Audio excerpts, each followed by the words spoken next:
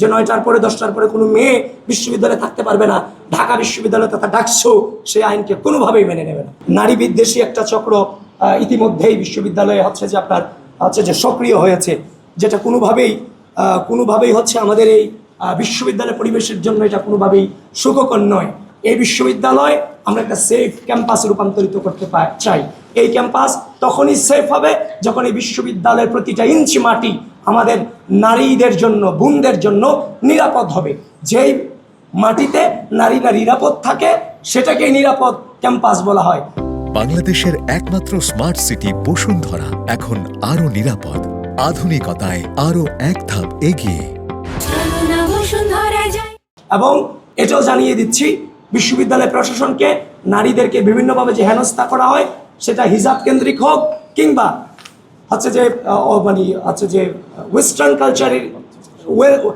Western কালচারই যারা অনুসরণ করে তাদের ক্ষেত্রেই হোক, যে মতের হোক, সে যেন তার অধিকার প্রপারলি রক্ষা করে নিরাপত্তা সহকারে চলতে পারে, সেই পরিবেশ জন্য বিশ্ববিদ্যালয় সৃষ্টি করে সেই জন্য বিশ্ববিদ্যালয়কে আমরা আহ্বান করেছি।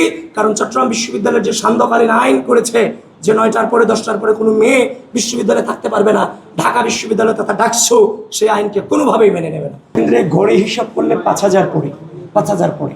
তো সেখানে যে আপনার প্রতিটা ক্যান্ডিডেটকে প্রায় 41টি ভোট, হল সংসদ এবং ডাকসু দুটা মিলিয়ে প্রায় 41টি ভোট দিতে হবে। তো এখন সে যখন একটা ভোট দিতে প্রতিটা ভোটারের প্রায় 8 থেকে 10 মিনিট সময় লেগে যেতে পারে, এটুকু লাগবে, এটা স্বাভাবিক, বেশিও লাগতে পারে।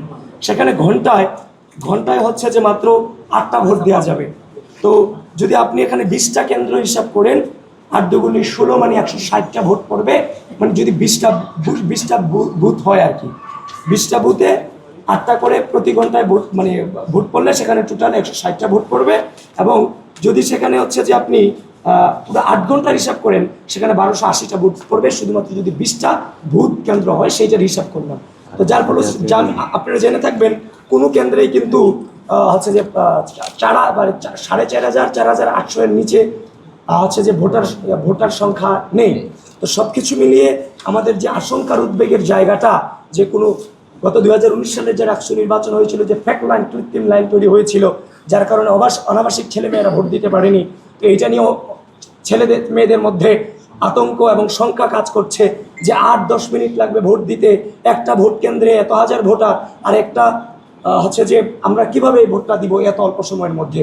তো এটা নিয়ে যে আবার পেজও অনেক বড় বড় খুঁজে নামগুলো দিতে হবে, 41টা নাম মনে রাখা, প্রায় 7টা পেজ।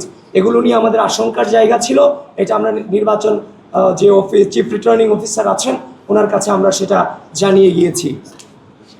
তারপর যে এই জিনিসটা আপনারা জানিয়ে গিয়েছি, তারা বলেছে তারা পর্যাপ্ত কেন্দ্র রাখবেন। কিন্তু আমিও আপনাদের মধ্য দিয়ে জিনিসটাকে যে আপনারা ইনভেস্টিগেশন করবেন আরও বেশি করে, প্রিয় সাংবাদিক বন্ধুগণ, কারণ আপনারা আমাদেরই অংশ। আপনারা ছাড়া আমরাও চল, আমরা ছাড়াও আপনারা চলতে পারবেন সেটা আমি জানি না, কিন্তু আপনারা ছাড়া আমরাও চল। তো এখন সেই জিনিসটা আপনারা ইনভেস্টিগেশন করবেন, আসলে এটা সম্ভব কিনা। আর সেটা যদি সহজলভ্য এবং সম্ভব হয়, সেটা সাধারণ শিক্ষার্থীদের মধ্যে যে ভীতির সঞ্চার হয়েছে ভোট প্রদান নিয়ে, আপনারা একটু সেটাকে সহজতর করে দিবেন, সেই দায়িত্বটুকু আপনারা পালন করবেন আশা রাখি। তাছাড়া প্রিয় সাংবাদিক বন্ধুগণ, আর সেটার দাবি নিয়েই আমরা স্যারকে আমরা দিয়েছি এবং আমরা একটা রিসিভ করে এখান থেকে নিয়ে এসেছি স্যার যে দরখাস্তের। তারপরে যে আমার জিএস বলেছে পোস্টার সাটানো নিয়ে বলেছে।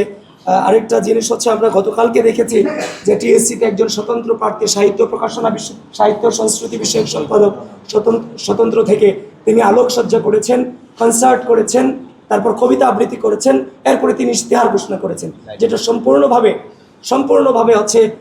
নির্বাচনী আচরণবিধি লঙ্ঘন। তাছাড়া গতকাল কুয়েত মৈত্রী হলে চিফ রিটার্নিং অফিসার রিফাত আরা আমাদের যে জিএস, কুয়েত মৈত্রী হলের জিএস, সে রাত 8টায় যখন ওখানে প্রচারণা চালাইতে গিয়েছে, এখানে নির্বাচন কমিশন বলেছে যে কোনো কাগজ থাকলে, পেন স্লিপ থেকে শুরু করে যে কোনো রিপোর্ট থাকলে, কার্ড থাকলে সেটা দিয়ে হলে গিয়ে নির্বাচনী প্রচারণা করতে পারবে।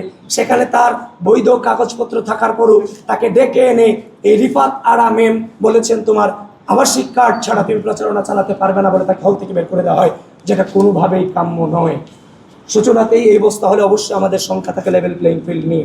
তারপর যে বিশ্ববিদ্যালয়ের যে গ্রুপগুলো আমি বারংবার বলে আসছি, এই এই বাংলাদেশের ভোটাধিকার এবং গণতন্ত্রকে ফিরিয়ে আনবার জন্য আমি আপনাদের সামনে কথা বলছি, 2016 সাল থেকে আজ পর্যন্ত এই রাষ্ট্র থেকে কোনো প্রকার সুযোগ সুবিধা না নিয়ে জীবনের সকল সম্ভাবনাকে উপেক্ষা করে রাষ্ট্রের ভোটাধিকার এবং গণতন্ত্রকে ফিরিয়ে আনবার জন্য আজও পর্যন্ত লড়াই করে যাচ্ছি।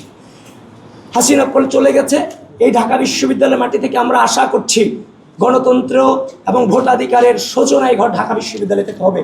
কিন্তু আমরা দেখতে পাচ্ছি ঢাকা বিশ্ববিদ্যালয়ের বিভিন্ন গ্রুপগুলো চিফ রিটার্নিং অফিসার সহ নির্বাচন অফিস থেকে বিশ্ববিদ্যালয়ের সহযোগিতা নিয়ে বিটিআরসিকে চিঠি দিয়েছে। তারা বিশ্ববিদ্যালয়ের যে গ্রুপগুলো প্রপাগান্ডা ছড়াচ্ছে, শিক্ষার্থী সংসদ 1, শিক্ষার্থী সংসদ, ঢাকা বিশ্ববিদ্যালয়ের শিক্ষার্থী সংসদ 1, শিক্ষার্থী সংসদ 2, তারপর হচ্ছে যে নিরাপত্তা মঞ্চ সহ তারা এগুলার যেন বন্ধ করে এই জন্য নির্বাচন কমিশন বিটিআরসিকে চিঠি দিয়েছে।